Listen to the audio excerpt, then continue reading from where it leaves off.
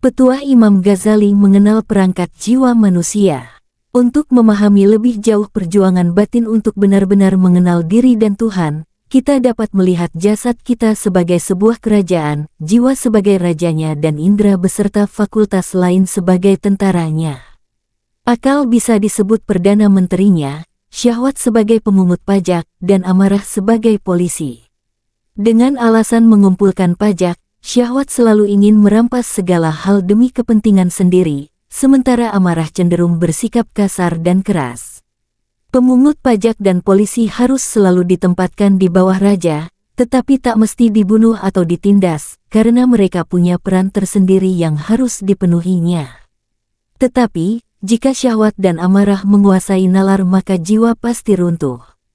Jiwa yang membiarkan fakultas-fakultas yang lebih rendah menguasai yang lebih tinggi ibarat orang yang menyerahkan bidadari kepada seekor anjing, atau seorang muslim kepada seorang raja kafir yang zalim.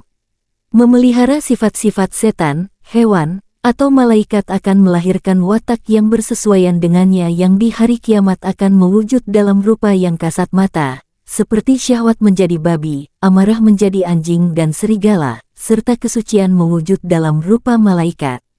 Pendisiplinan moral bertujuan membersihkan hati dari karat syahwat dan amarah, sehingga sebening cermin yang mampu memantulkan cahaya ilahi. Mungkin ada yang keberatan dan menanyakan, jika manusia diciptakan dengan sifat-sifat hewan, setan, dan malaikat, bagaimana kita bisa tahu bahwa sifat malaikat adalah esensi kita, sementara sifat hewan dan setan hanyalah aksidensi? Jawabannya, esensi setiap makhluk adalah sesuatu yang tertinggi dan khas dalam dirinya.